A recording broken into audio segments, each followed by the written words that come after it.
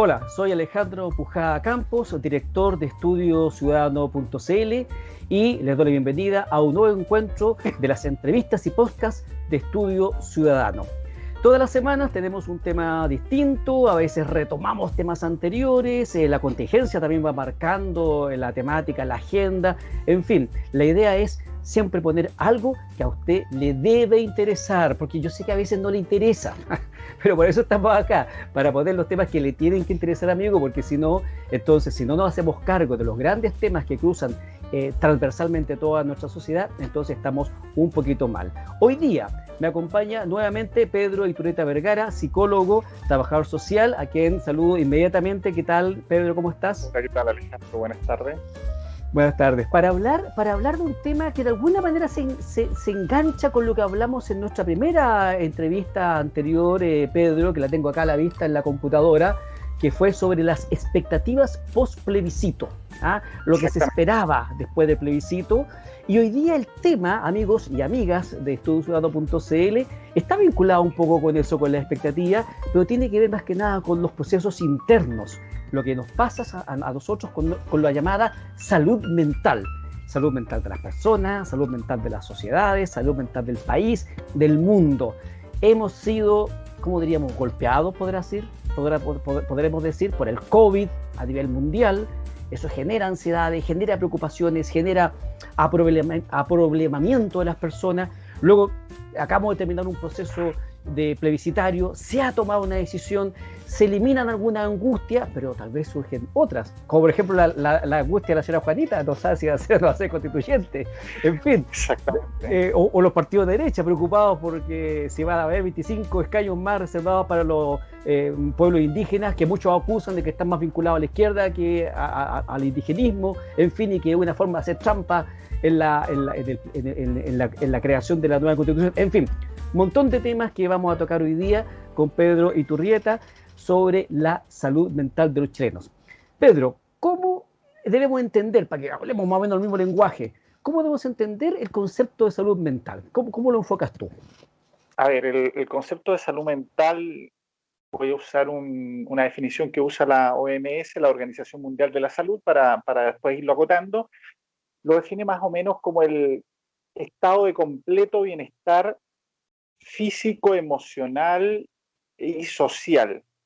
De alguna manera, entonces, cuando hablamos de salud mental, es cómo nos relacionamos, cómo estamos, cómo nos vinculamos y nos sentimos con nuestro entorno sociocultural y de qué manera eso nos permite, de alguna manera, sentirnos habilitados, compensados, recompensados, reconocidos y de alguna forma generar un desarrollo personal. En definitiva, lo que podríamos considerar como salud mental es aquel vínculo con el entorno que permite un bienestar continuo y un desarrollo y un crecimiento personal armónico. Podríamos dejarlo en esa línea por ahí. Entonces, cuando nos encontramos que nuestro entorno, nuestro medio, las relaciones, etcétera, no están de alguna manera siendo armónicas, no logramos adaptarnos o lo que está sucediendo nos genera un estrés, es decir, una suerte de estímulo que genera reacciones internas aversivas, de tensión, de preocupación, de malestar, algo sucede con nuestra salud mental. Eso en una perspectiva por lo menos de unos 15 días en adelante, porque todos nos ponemos nerviosos, nos molestamos, nos ponemos inquietos, nos apenamos, pero cuando hay un periodo de tiempo suficiente que va en ese rango hacia adelante, podemos considerar que hay algo que está sucediendo que nos afecta y que nos está de alguna manera impidiendo lograr ese estado de bienestar permanente y continuo que señalaba al comienzo. Antes de ir a las causas, que yo creo que el análisis de las causas va a ser muy interesante, solamente quisiera para que los amigos que nos ven y nos escuchan, nos ven a través de, ojo, YouTube, Facebook, Instagram, en nuestro sitio web estudiociudadano.cl y nos escuchan fundamentalmente a través de la plataforma iVoox.com, donde subimos nuestros audios y nuestros podcasts, para que la gente aproveche su tiempo en el auto, en fin, nos va escuchando también. Pedro, acaba de mencionar, hacer una descripción de este concepto de salud mental. Yo entiendo entonces que cuando las cosas no andan bien en la interna del individuo, algún efecto debe haber externamente. ¿Tú podrías describirnos más o menos cuáles son esos efectos que uno puede observar en las personas y tal vez en la sociedad y que dan cuenta de que tal vez hay problemas de salud mental? Después nos vamos a las causas. Perfecto, sí. Hay tres dimensiones que nosotros podemos observarnos y creo que la gente habitualmente los identifica. Primero, el emocional. Cambia el carácter, diría la gente, cambia la personalidad. Hay un comportamiento distinto, no es la misma persona que yo conozco o algo está sucediendo en el nivel de tus reacciones, que es ese tema.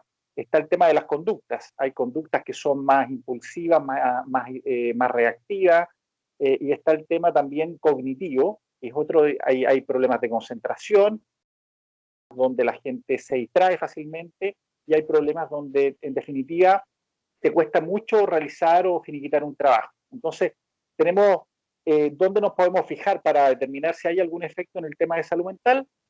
Emocional, por un lado, altibajos que pueden fluctuar, el tema de conductas que a uno le parecen un poquito raras o no propias de esta persona, y finalmente lo cognitivo, es decir, nuestra capacidad de alguna manera intelectual para poder resolver y enfrentar determinados eventos se suele ver también alterada y la gente lo reconoce, que me está costando mucho concentrarme, me cuesta también en el tema de procesos propios biológicos dormirme, etcétera, entre Ahora, otros.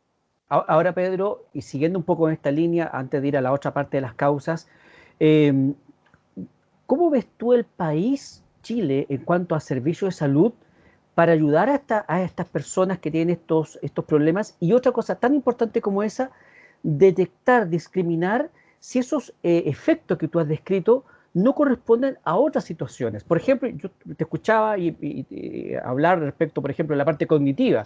Sabemos cómo ha avanzado en la población nacional algunas enfermedades neurodegenerativas como el Parkinson, el Alzheimer. En una sociedad, en un Chile, en un mundo que sabemos que está envejeciendo. A propósito de la discusión de la pensión del FP, hay gente que se resiste a aceptar que estamos viviendo más y que si queremos tener pensiones y tener una vejez más o menos buena, parece que tenemos que trabajar más, producir más y ahorrar más. Pero esa es la lista de pensiones. Aquí estamos en la lista de salud. Eh, ¿Cómo ves tú a Chile para enfrentar desde el punto de vista de las prestaciones de salud a las personas que entiendo yo que en forma momentánea pasan por esta situación que tú estás viviendo de una especie de crisis de salud mental y cómo poder hacerlo o cómo se está haciendo para discriminar y detectar a aquellos que están teniendo otros procesos neurodegenerativos o son víctimas de otro tipo de enfermedades que en sus efectos o en sus síntomas pueden ser parecidos a los que tú acabas de describir? Bueno, es complejo. Hay que considerar en principio que un rango no menor de las personas en Chile tienen, cerca del 40%, tienen o han experimentado algún episodio de algún nivel de compromiso, trastorno o afección en la salud mental. Ahora, ese porcentaje no todos consultan. Ahí hay una resistencia inicial. Y los que consultan tienen dos alternativas, principalmente el sistema privado, que son las ISAPRES y otras instancias, y el sistema público a través de FONASA. Y la atención en FONASA es a través de los centros de salud familiar, principalmente, que es la atención primaria, y es allí donde tenemos ciertas a veces dificultades porque los programas de salud mental a nivel de atención primaria están acotados a patologías que son prevalentes, que son las más significativas. ¿Y qué sucede con las otras? Te las cuáles? menciono. Sí, por favor. Violencia intrafamiliar, depresión, adicciones y todo lo que son trastornos adaptativos e hiperquinesis en los niños, déficit atencional, etcétera. Esas son las principales patologías que aborda y que están en programas definidos en la cartera de prestaciones de los SPAM. ¿Qué sucede? Que cuando se identifican afecciones que son más complejas o no son objetivo de atención prioritaria, se tienen que derivar. y la atención allí es derivada a los centros de salud mental, que son los COSAM. Y ahí hay una aglutinación nuevamente de personas que tienen que tener una atención en un espacio más reducido, más acotado, y por lo tanto se tiende a esperar un poco más, las atenciones no siempre son eficientes, y eso puede generar un problema más complejo. Pero si se resuelve bien, estaríamos relativamente de acuerdo. Sin embargo, hay patologías psiquiátricas profundas, de complejidad mayor, que tienen que ser nuevamente derivadas desde el COSAM. Son, de alguna manera, patologías que tienen que de base más dura, y ahí está la atención hospitalaria. Y en la atención hospitalaria están los famosos hospitales psiquiátricos, que prestan una atención en aquellas patologías o enfermedades de mayor complejidad, como la esquizofrenia, psicosis, trastornos depresivos mayores, etc. Ahora, ¿qué sucede, Alejandro? Sucede que ese esquema que te acabo de plantear, dentro de todo, y está identificado dentro del plan de lo que es salud mental hasta el 2024-2025, está relativamente bien armado en ciertas regiones o en ciertas ciudades, pero ese esquema no está replicado a nivel nacional de manera homogénea o similar. ¿Y qué sucede? Que está identificado que hay sectores rurales o de poblaciones más periféricas que no están teniendo una debida atención en esa línea. Es decir, faltan recursos no solamente materiales, sino también recursos humanos, profesionales, y la capacidad de poder diagnosticar efectivamente. En ese sentido, entonces, la situación de la salud mental allí tiene un primer cuello de botella, en la capacidad de poder llegar a tiempo. Ahora, también debemos entender que la salud mental no solamente es la atención de rehabilitación o de tratamiento, sino que también la atención en salud mental requiere prevención y requiere promoción de salud mental. Y es ahí, en esas dos áreas, donde tenemos cierta debilidad también. ¿Por qué? Porque fundamentalmente los recursos se destinan más al área de tratamiento y atención, más que prevención y más que promoción. Y por lo tanto, eso hace que la demanda muchas veces supere la oferta, porque no hemos trabajado adecuadamente en la prevención ni tampoco en la promoción de la salud mental. Esos dos conceptos, prevención y promoción, nos llevan a las causas.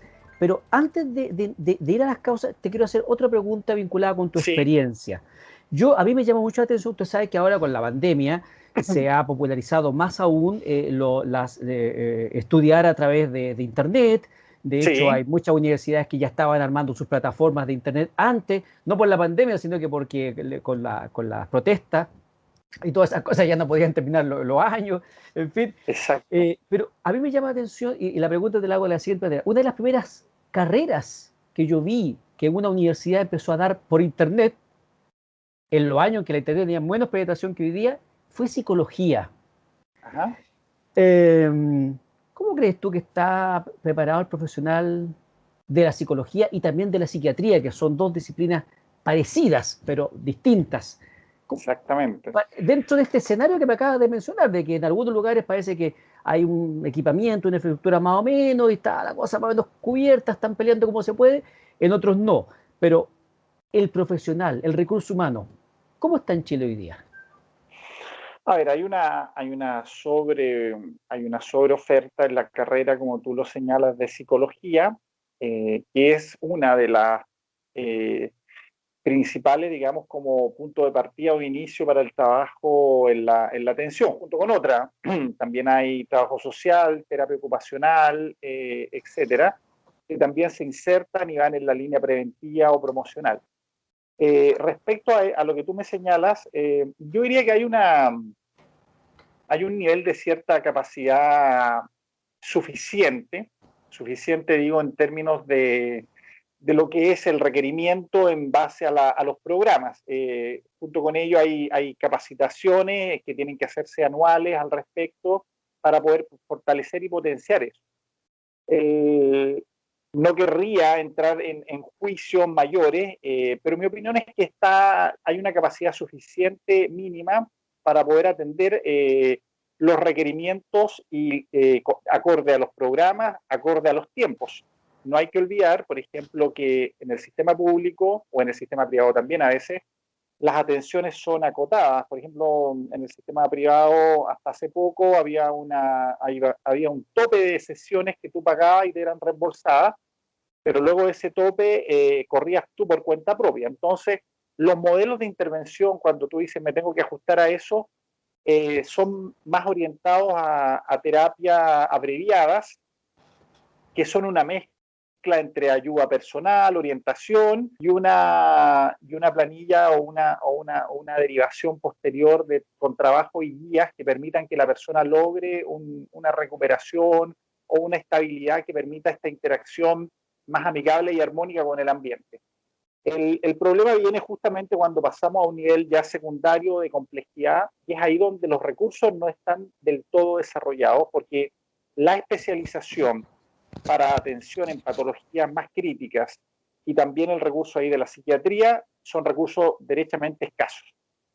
Un psiquiatra, yo diría que la tasa que hay promedio en América Latina, Chile está bajo, por ejemplo, Argentina, Uruguay, Brasil, está levemente superior a Perú y, si no me equivoco, es de 2 o 3 por 10.000 o 100.000 personas. O sea, la tasa de relación entre un psiquiatra y 100.000 personas es más o menos esa. ¿Y, No hay mucho profesional. y cuánto debiera ser, más o menos, según algunas normas internacionales? Eh, si nos acercáramos a países más desarrollados, probablemente la tasa debiera llegar por lo menos sobre 10 o 15 para tener una chance real en la proporcionalidad de atención. O Lo sea, mismo el estamos, financiamiento. El financiamiento en Chile, dentro de todo, está en las medias, en América, en otros países, pero, por ejemplo, comparado con Gran Bretaña, con Estados Unidos, llegamos casi al 10, al 15% de lo que invierten esos países. o sea, estamos un poquito bajo o bastante bajo en cuanto a la cantidad de profesionales que se requeriría, pero también hay un problema de cómo financiarlo, porque tú mismo estás diciendo que la ISAPRE, por ejemplo, te pone una determinada cantidad de consultas dentro del plan, de la cobertura del plan, y el resto de las consultas tienes que financiarlas directamente. Ahora, eso nos obliga entonces a hablar de la prevención y de la promoción, porque definitivamente no, y eso se sabe en materia de salud, que todo lo que es medicina curativa siempre es más caro, siempre llega tarde frente a la medicina preventiva, a la promoción. Hablemos un poquito de esta parte que tiene que ver con los efectos, perdón, con las causas de esta situación. ¿Qué está pasando en Chile?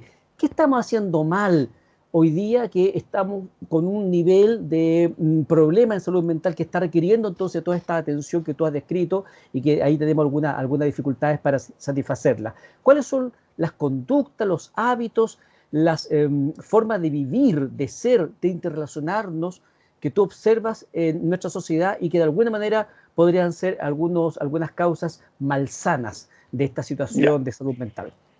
Bueno, ahí los contextos son diversos, pero respecto a lo que tú señalas en salud familiar y salud mental, se utilizan lo que son los determinantes de riesgo, los factores de riesgo, que aumentan la probabilidad de justamente presentar una enfermedad o una patología.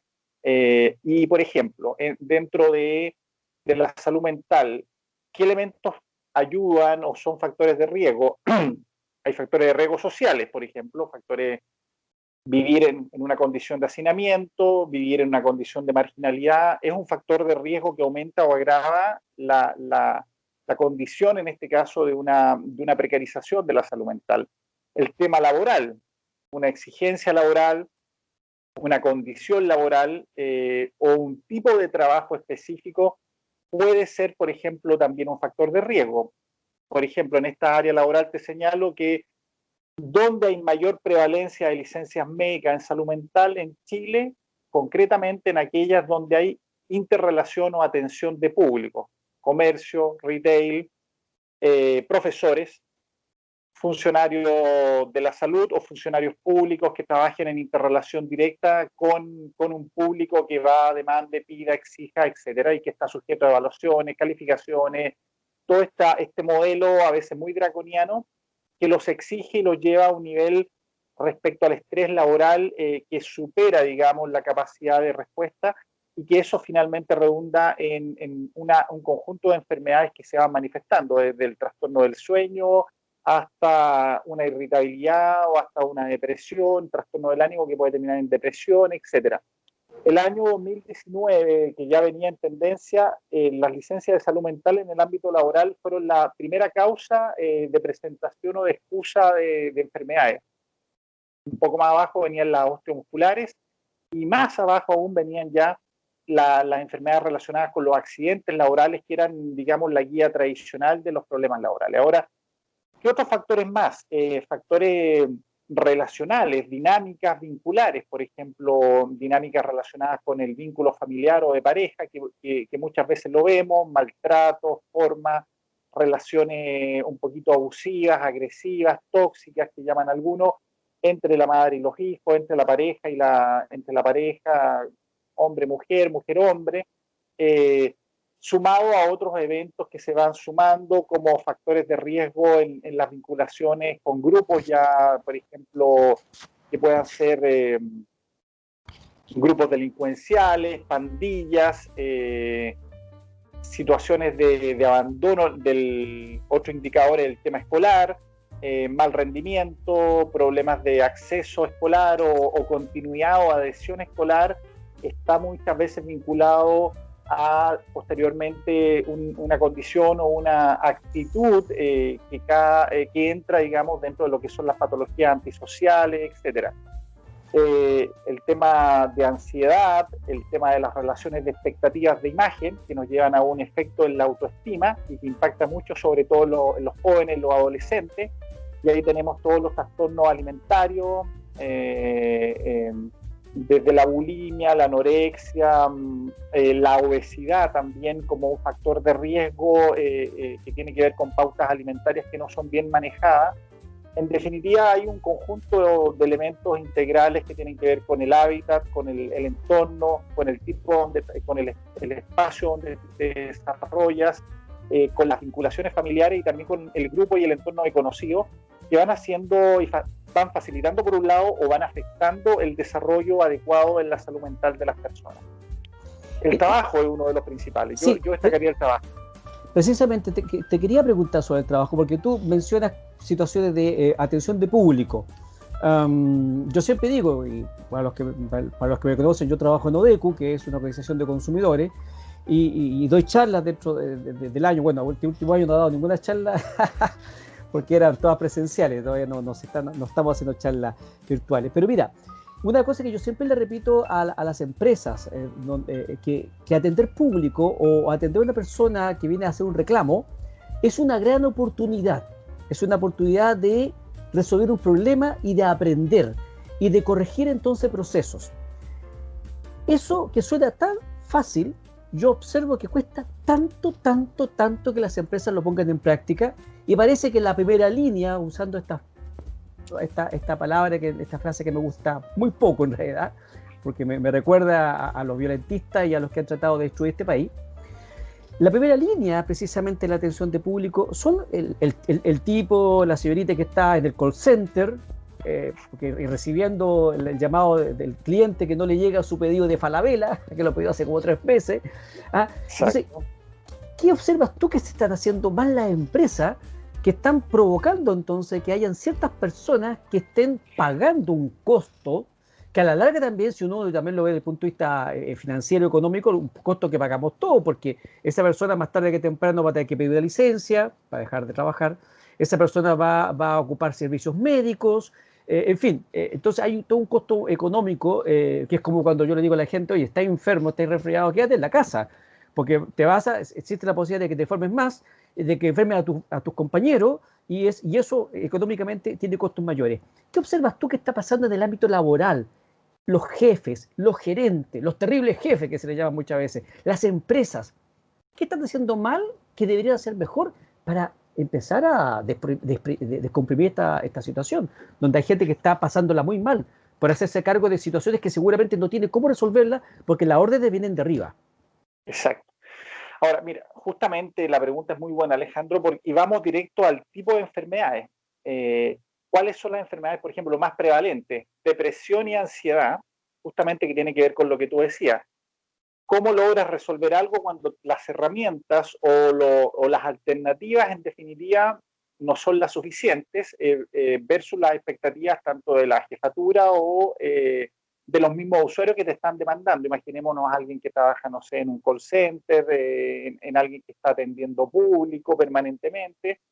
Y entonces tenemos, por un lado, el modelo laboralmente hablando, donde está inserta esa persona que lo supera, ya sea por las expectativas por ejemplo, hay metas, muchas veces habla de metas de venta, metas laborales respecto a nuevas ventas, adquisiciones, en el caso de ventas de seguro, etcétera. Bueno, la persona tiene una meta que es de un nivel tan alto que finalmente no logra responder adecuadamente y eso le genera una ansiedad porque detrás de esa meta hay una parte significativa de su remuneración. Entonces ya está lidiando con un elemento de frustración, que va mermando un poco su capacidad emocional y va derivando en esta ansiedad, en estos trastornos ansiosos que terminan en angustia y finalmente pueden derivar en trastornos del ánimo, depresión, etcétera.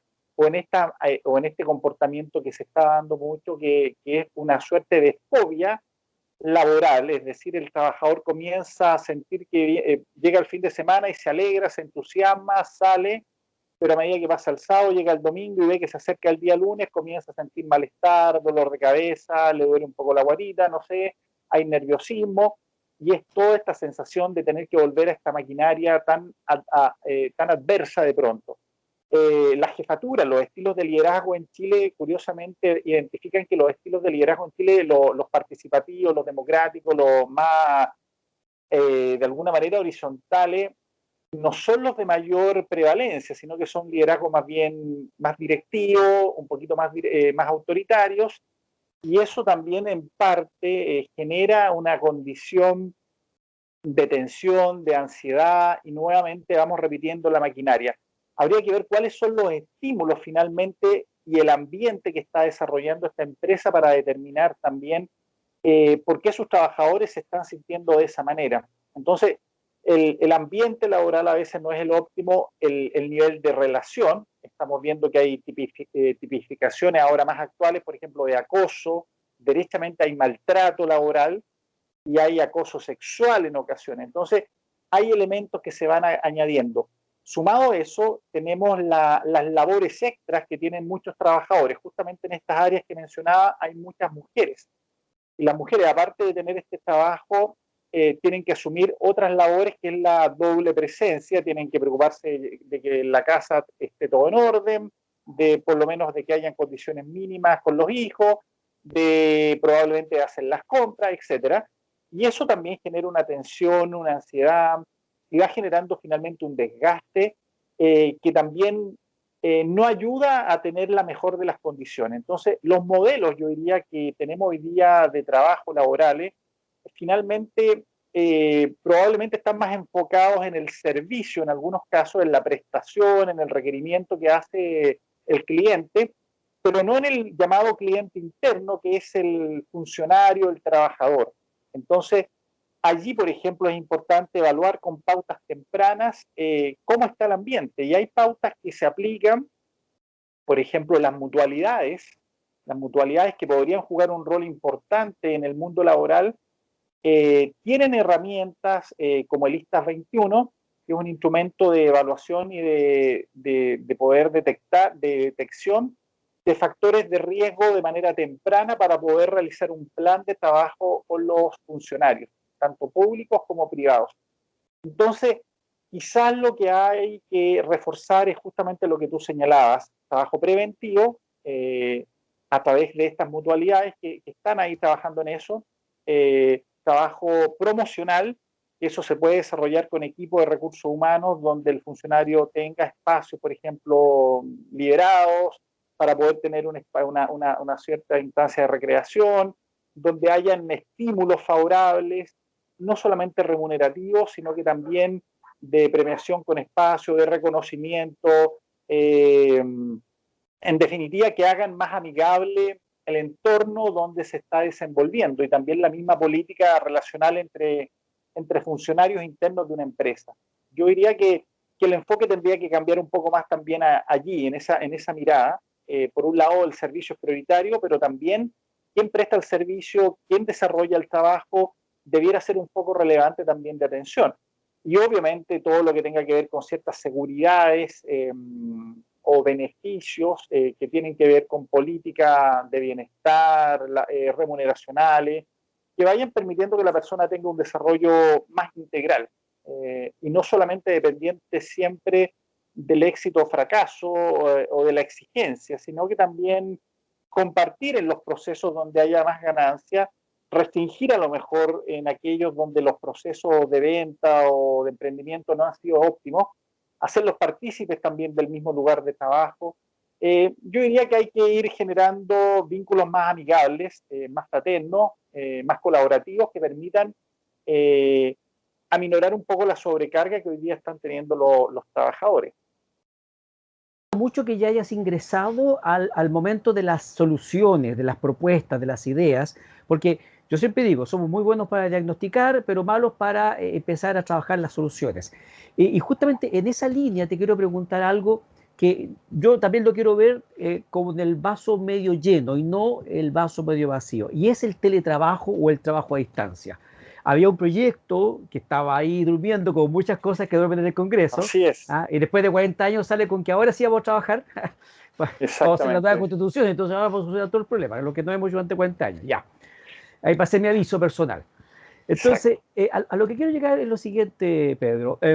Viene la pandemia, nos golpeó duro. De hecho, se dice que en Europa la pandemia provocó un avance en 6 años en adaptación tecnológica, en teletrabajo y muchas cosas. Y en Chile pasó lo mismo, o sea, tuvieron que sacar la ley, las empresas se adaptaron, sin ley, muchos empezaron a teletrabajar, perdón. Y claro, uno podría observar, y seguramente tú te puedes referir a algunos problemas que ha traído el teletrabajo, aun cuando yo pienso que al sumar y restar, el teletrabajo debiera generar más soluciones que problemas. Y no descarto que hay problemas, me consta en materia laboral, hay una serie, hay temas de control, en fin.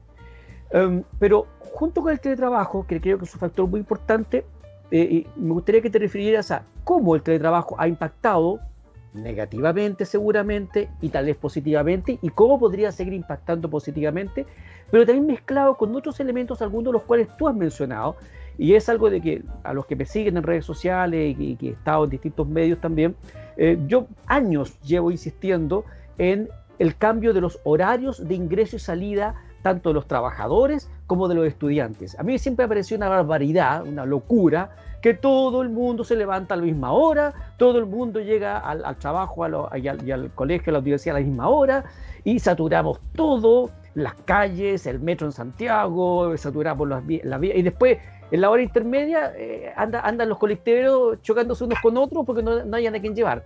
Entonces, la pandemia nos obligó a teletrabajar. Y hoy día se está hablando mucho más de flexibilidad horaria. Tengo un conocido, por ejemplo, que trabaja en un servicio público, que tiene que viajar de una comuna a otra, y él se levanta muy temprano porque no puede levantarse más tarde. Entonces, él llega media hora antes, todos los días, media hora antes de la hora que entran todos. Y, por ejemplo, él quisiera, porque me lo ha comentado, que, por ejemplo, en su lugar de trabajo hubiese un gimnasio. Y él aprovechar esa media hora, por ejemplo, para hacer ejercicio. Y tal vez hay otro que tal vez quisiera hacer ejercicio a media tarde, o después de almuerzo, y tal vez alguien quisiera irse más tarde porque se tomó una siesta a mitad de tarde, después de la comida, o a las 4 o 5 de la tarde cuando estaba muy estresado, y se va a ir más tarde que el resto de sus compañeros porque quiere irse más tarde, porque le interesa tener estos espacios de relajo o de actividad física.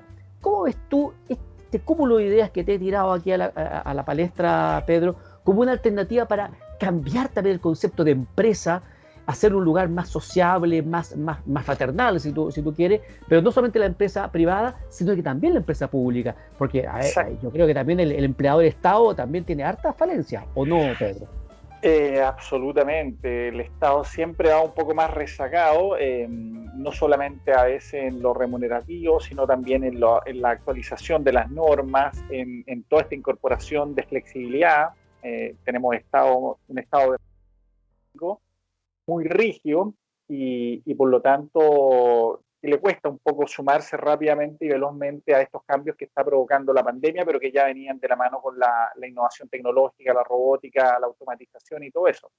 Ahora, respecto a lo que tú señalas, efectivamente, me ha tocado observar ciertas condiciones y conductas de jefatura en estos días respecto al teletrabajo. Hay personas muy flexibles y muy, de alguna manera, motivadas con que esto se lleve a cabo, pero también hay otros jefes que prefieren tener al funcionario ahí, lo escuché la otra vez que me tocó participar en una reunión, lo prefieren tener ahí a la vista. Entonces ahí tú ves que la dinámica de control, de supervisión supera un poco la flexibilidad, supera la delegación y la confianza que tú debieses tener en un trabajador, en un funcionario que está haciendo el trabajo desde su casa. Entonces, son cosas pintorescas, pero que hablan también de los estilos de liderazgo, de la personalidad y de la certeza y de las creencias que va teniendo, en definitiva, a quién le toca liderar.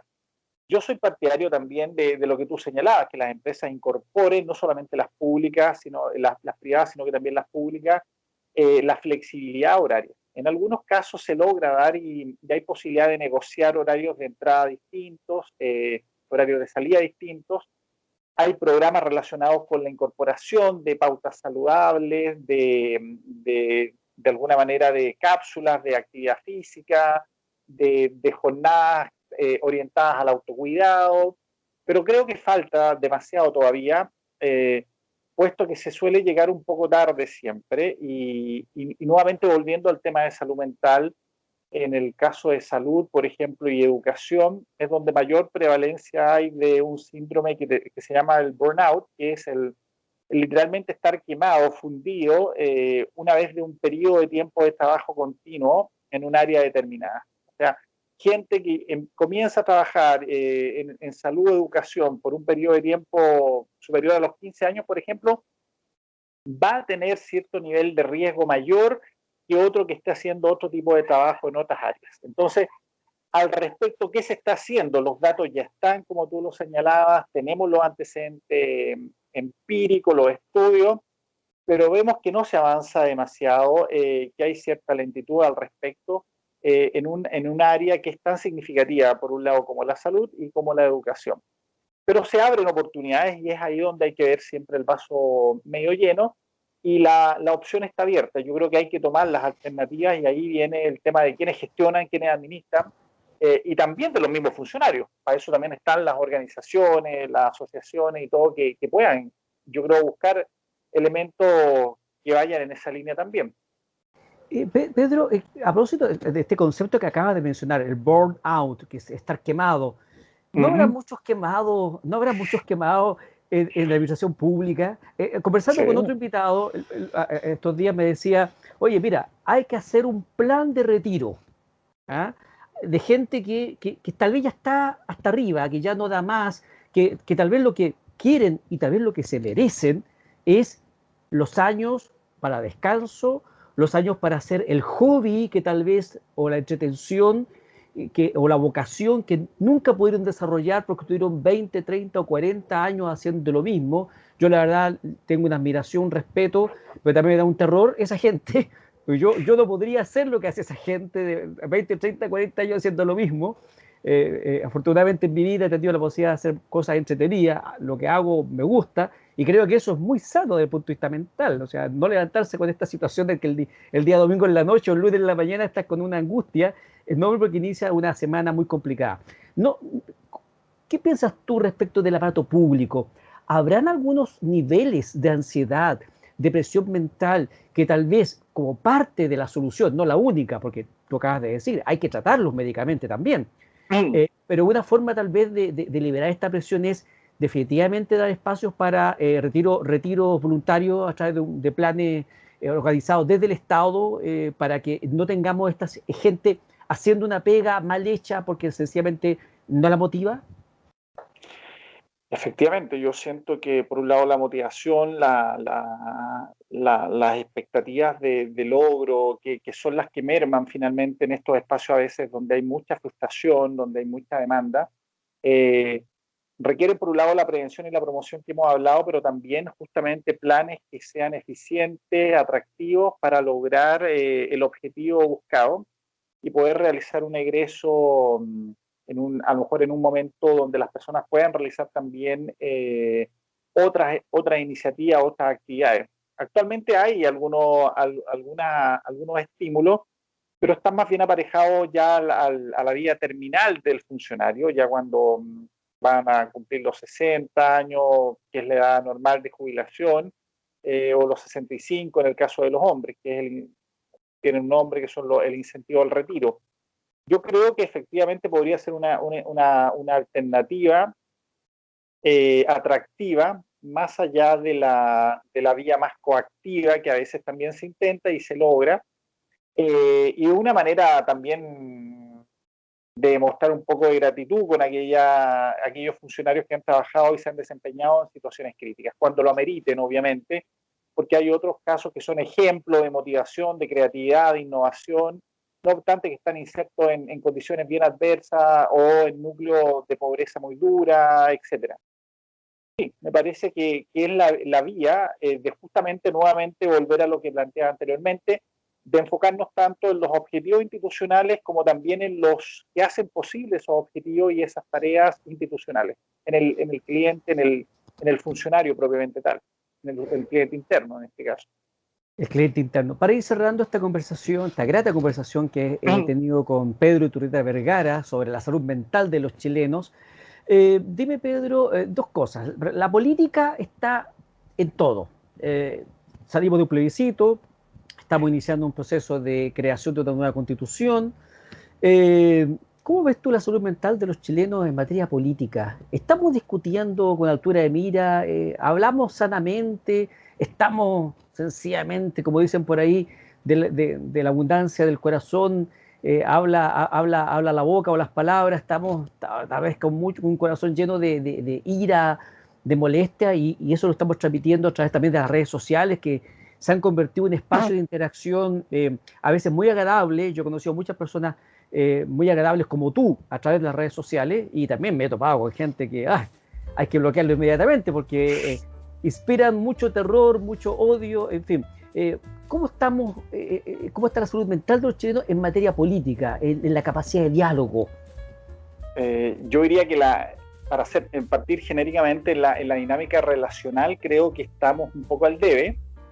La dinámica relacional es uno de los elementos que nos permite identificar la salud mental, cómo nos relacionamos con los otros. Y uno va en la calle de pronto y ve que los automovilistas se bombardean a bocinazos, a epítetos, de pronto va en la calle y hay un conflicto y hay discusiones alteradas, y nos trasladamos, por ejemplo, al espacio de diálogo por excelencia como el Congreso, y tú ves que hay amonestaciones, epítetos, hay mucha emocionalidad, que no es mala, pero finalmente hay una suerte de atrincheramiento que es el cerrar un poco el espacio de diálogo, el diálogo real, y cambiarlo por la artillería, por el ataque verbal.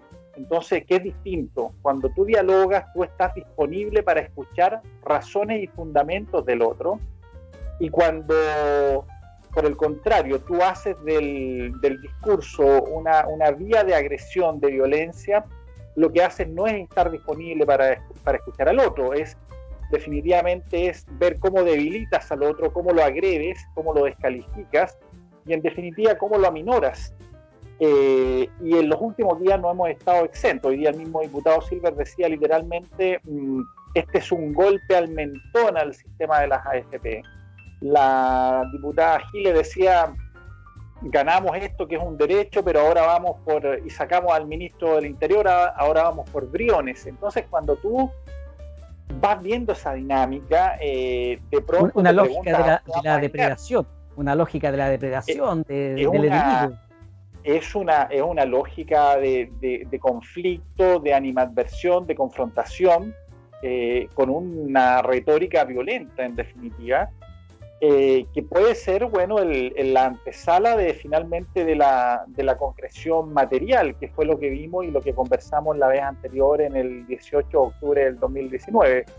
Como dice el dicho popular, palabras sacan palabras, y del dicho después al hecho no hay mucho trecho en este caso, y se generan los eventos que conocemos posteriormente. Porque cuando tú agotas la alternativa de diálogo, no te queda sino la fuerza y la violencia. El diálogo abre un mundo distinto. Claro. Y aunque parezca increíble, Pedro, sé que a nivel mundial los expertos, las instituciones mundiales han generado algunos indicadores de felicidad. ¿Tú sabes un Claro. poco, tú sabes un poco de eso y cómo está, y con esto terminamos esta conversación, ¿cómo está Chile según estos indicadores de felicidad? Mira, ¿Cuáles son más o menos estos indicadores? A ver. Paradojalmente, el indicador de felicidad, que es el del año 2019 y 2020, nos rankea relativamente bien. Al parecer, los chilenos tenemos un nivel de satisfacción o de cierto nivel de satisfacción. El problema viene finalmente, posteriormente, con la incorporación aparentemente de otro ámbito, que es el de la expresión del malestar, en donde aparentemente o la percepción del malestar, que en definitiva es creer algo que finalmente viven los otros. Aparentemente creemos que los demás están más mal de lo que están, pero nosotros nos sentimos relativamente estables o bien. Es una disociación bien especial, pero si tú buscas los indicadores, Chile estaba, si no en el primero, en el segundo lugar en América Latina el año 2019. Pero sucedió lo que sucedió.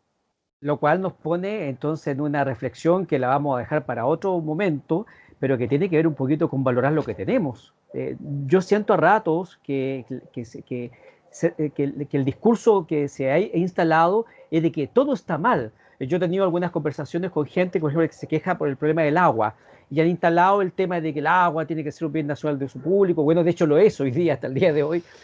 Muchos amigos no me entienden cuando yo digo que pues, eso ya está en la Constitución, pero bueno, no lo entienden, porque confunden este derecho al agua con los derechos de agua, que es otra discusión más compleja, más enredosa también, y ahí hay mucho más que picar. Pero, por ejemplo, cuando uno ha tenido la posibilidad de ver la cobertura de agua potable en América Latina, y te encuentras con países como el caso de Haití, que está en el Caribe, donde tomar un vaso de agua, como la que yo tengo acá, que es agua del grifo, que le llaman los españoles, agua de la llave, y me la puedo tomar sin riesgo a enfermarme, es un privilegio.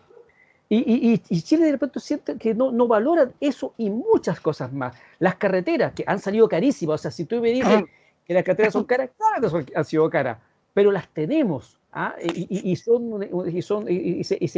Se las quisieran muchos países latinoamericanos. Entonces, yo siento también, Pedro, que hay una desvalorización de lo que somos, de lo que tenemos. Incluso en el tema de la Constitución, se habla de la Constitución de Pinochet, tanto la Constitución de Pinochet, y la gente desconoce que la Constitución de 1980, de partida tiene más de 50 reformas desde que fue creada, pero además recoge buena parte de la tradición política constitucional de un país que tiene 200 años, a lo menos como nación, y sin contar todo digamos, la herencia cultural de los pueblos originarios, tanto que los que estaban en el territorio nacional, como los aportes de los extranjeros al país. Entonces, para cerrar esta entrevista, Pedro, ¿qué opinas tú de esa forma de tratarnos como país en cuanto a nuestro patrimonio cultural, a nuestro patrimonio económico, a los aspectos positivos que tiene este país, que no por algo de toda América Latina quieren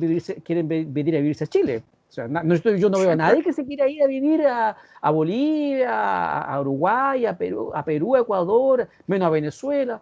La gente de esos países se viene para acá. ¿Qué pasa con el chileno, Pedro, en este punto?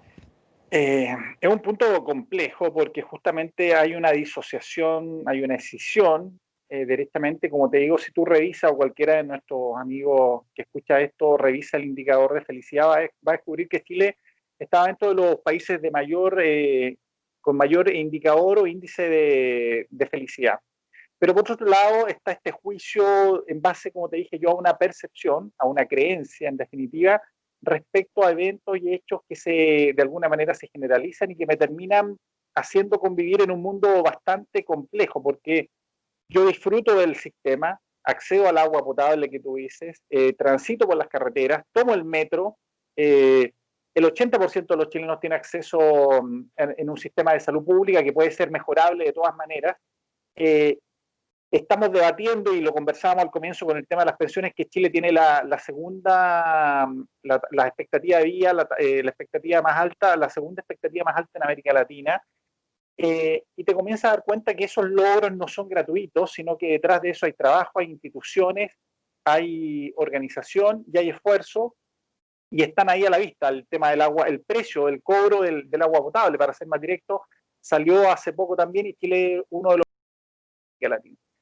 Entonces, cuando tú ves, tienes esos antecedentes, y por el otro lado ves que hay una quema de iglesias, hay una quema de escuelas, hay una quema de espacios públicos, rayados de plazas, del metro, hay una destrucción de todo lo que en definitiva estamos de alguna manera reconociendo, podemos entender que hay cierto nivel también de algún quiebre y de alguna problemática en salud mental más profunda, que tiene que ver con una suerte de rechazo en parte y de reacción ante un evento de avance, que tiene que ver con una incapacidad para aceptar razones, que tiene que ver, por otro lado, con el sentido más profundo de afecto y amor y pertenencia con la comunidad, con los otros, con los espacios públicos.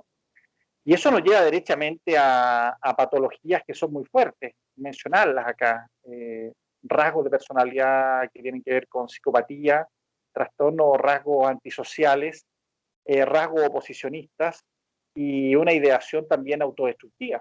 Y eso es complejo, eso es muy complejo, porque en definitiva nos habla de un daño y una erosión interna que requerimos sanar a la brevedad.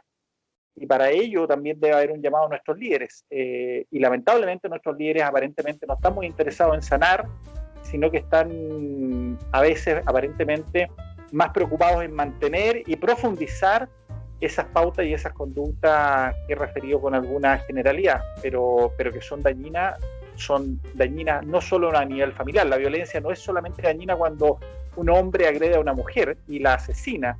La violencia también es dañina cuando yo voy y quemo un espacio o una vía de transporte como el metro, cuando impido que las personas transiten, cuando amenazo a otro que piensa de una manera distinta, cuando impido en definitiva que la vida que hablábamos al comienzo, armónica, relacional con el entorno, sea llevada a cabo por cada uno de nosotros. Ahí también hay un daño y hay una acción directa contra nuestra salud mental, y una atentatoria desde nosotros mismos también. Para hablar de salud mental, nos hemos reunido hoy día con Pedro Iturrieta Vergara, psicólogo, trabajador social, en un nuevo encuentro .cl. Pedro, quiero agradecerte tu disposición y tu tiempo para que juntos conversemos y reflexionemos sobre este tema tan importante que afecta el alma de todos y cada uno de los chilenos, y es una materia que seguramente vamos a tener que seguir conversando y dialogando, porque este enfermito parece que a rato se pone más grave y hay que entonces trabajar sobre eso. Te quiero agradecer entonces la ocasión, Pedro, y espero poder tenerte en este Estudio Ciudadano en algún otro momento para seguir conversando de esta y otras interesantes materias. Y a ustedes, amigos, les dejo la invitación para que se mantengan en contacto, síganos a través de las redes sociales. Estamos en Twitter, estamos en Facebook y en Instagram. Nuestro sitio oficial, estudiociudadano.cl, ahí están todas las conversaciones, incluida la entrevista anterior con Pedro Iturrieta sobre las expectativas post plebiscito. Y lo dejo invitado entonces para que la próxima semana nos busquen, se suscriban a nuestros canales, y de esa manera no se pierdan ninguno de los contenidos que preparamos con muchas ganas, con mucho cariño para ustedes. Muchas gracias, Pedro, muchas gracias a todos los amigos y amigas de Estudio Ciudadano. Que estén muy bien, chao.